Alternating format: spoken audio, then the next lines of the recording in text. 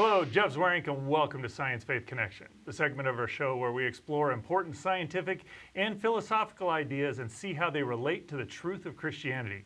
Today we're joined by Dr. Kyle Keltz, and we're going to be discussing whether Neanderthals had souls. Kyle, good to have you on the show today. Thank you for having me. So give us a little bit of background. I know you've done some study on this. What all is your background, and why are you here today? Oh, yes. Well, I have a PhD in philosophy of religion. And whenever I was doing my dissertation for the PhD, I studied the problem of animal suffering. And, it's the problem of reconciling animal death with God being all powerful, all good, and all knowing. And a lot of that study had to do with the difference between humans and animals, because we want to be clear on the difference between humans and animals, because we think that animal suffering is different from human suffering. So because of that study, I studied animal minds and animal cognition, and we're going to be talking about Neanderthals today, and that has a lot of significance for that. So no, that does. That plays right in. So what is the evidence, or why do people talk about Neanderthals having souls? It seems like that's why do we even ask that question? Okay, well, yeah, that's a great question, because when we study the natural history of the earth, and we find hominids like Neanderthals, scientists are, of course, like secular scientists, are looking for this link between modern humans, Homo sapiens, and our ancestors. So because they're trying to find a link between humans and that universal common ancestor. Right. So they're looking for some link between us and apes or something like that. So when they study hominids and the behaviors that they were having, they're trying to see if this was just like one step down from us, or is there a gap between there? And so sometimes scientists are looking at the way Neanderthals are behaving, and they're trying to, some of them think that, no, maybe that's 2 steps ago, this wasn't like humans, and some of them are saying, no, we think that they're exhibiting human behaviors. So they probably were like humans. Right. And then when you get into a Christian context, we're asking, are they really like humans, and what does it mean to be a human? So what behaviors did they find that give them lead them to draw the conclusion that they're kind of like humans, or just a step removed from? There's several types of behaviors that they're trying to attribute to Neanderthals and other hominids. Some of it is ornamentation. They think they were possibly wearing jewelry, burying the dead, art like cave art, and using fire and making tools are these main behaviors that they're trying to attribute to Neanderthals, to try to show that they had this more symbolic capabilities like human beings do.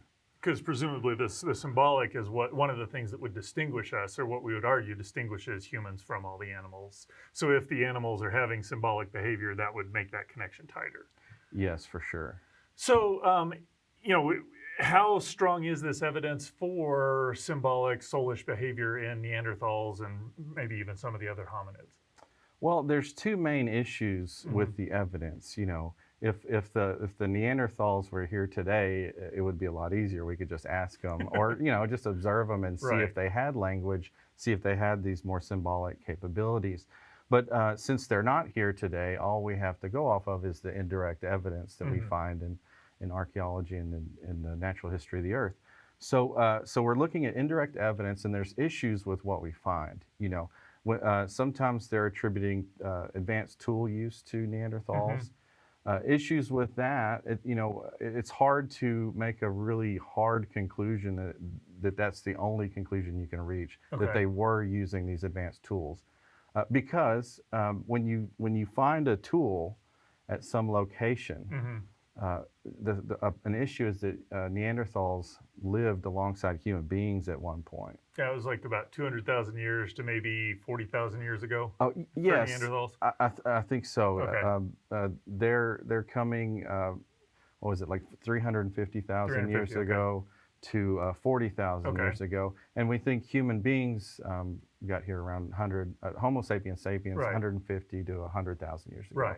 So there's some overlap there. If you find a tool at some location, it's an open question as to whether the Neanderthals were using that tool, or if it was dropped by a human being, or if they came along after the hominids left, So there's all sorts of issues with that. Right.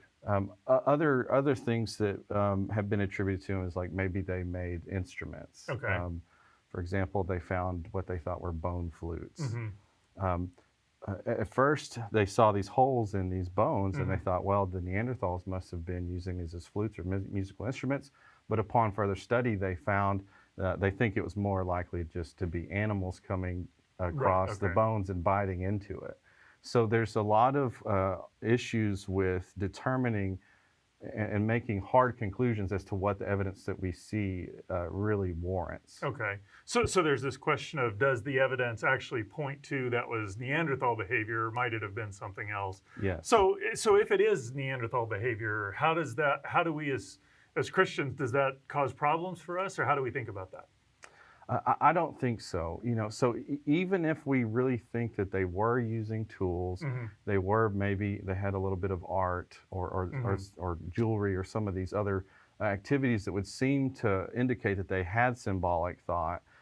An issue is, this is why I don't think that Neanderthals exhibiting these behaviors would be problematic, is that whenever you do study animal cognition, we have found in the animal kingdom a lot of behaviors that are similar to the things being attributed to Neanderthals.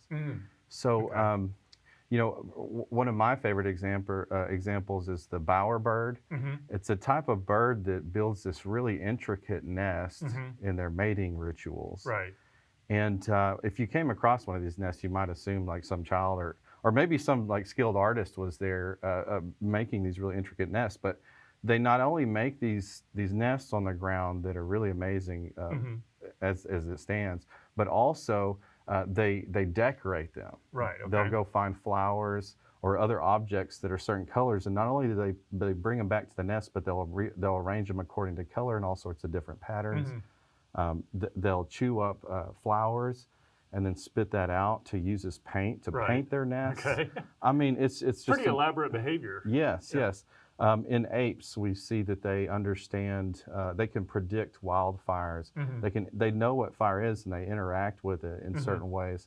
I mean, I was watching a video this morning on YouTube of an ape starting. It was taught this by a human, but it started a fire. It built a fire and then roasted some marshmallows. Nice. And Okay. there's all sorts of other animals that do similar behaviors. Well, I know there's a fish that makes this very elaborate sand. So yeah, there is a lot of behavior as you're describing. So. Yes. So because no one's really arguing that these animals are self-aware or these animals are capable of these higher order symbolic activities, because the major thing that I think that leads to the conclusion that Neanderthals weren't like humans is because of advancements, a lack of advancement that we see. Okay. I think, like Homo heidelbergensis was around from like 900,000 years ago to 200,000 years ago, so it's around 700,000 years.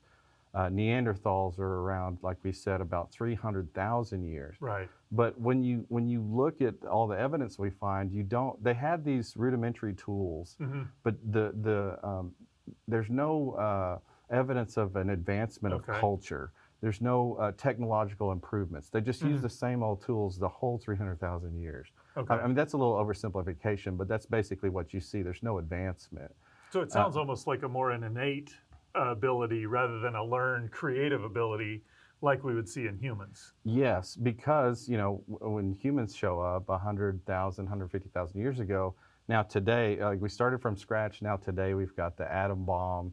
We're sending rovers to Mars. Right. Yeah. We're creating works of art that depictions of things that we've never seen.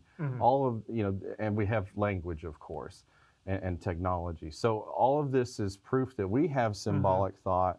Whenever you see hominids being around for hundreds of thousands of years with no advancement, it just leads to the conclusion that it was all. Their activity is more explainable through innate behavior rather than creating culture and technology and things like that. Well, thanks, Kyle. I really appreciate your comments. It is pretty fascinating when we look at Neanderthals and other hominids, the level of ability that they have. They build fires, they decorate their nests, they do other things like this. But yet when we look closely, what we find is that behavior seems to be more innate rather than flowing from a creative soul like in humanity. I'd encourage you to go to reasons.org. There's a great article that helps equip you with more information on how to think about whether Neanderthals have souls. It's called Were Neanderthals People Too? Check out that article because it'll help equip you to be able to be part of this important discussion and see how you can share Christ even in these difficult topics.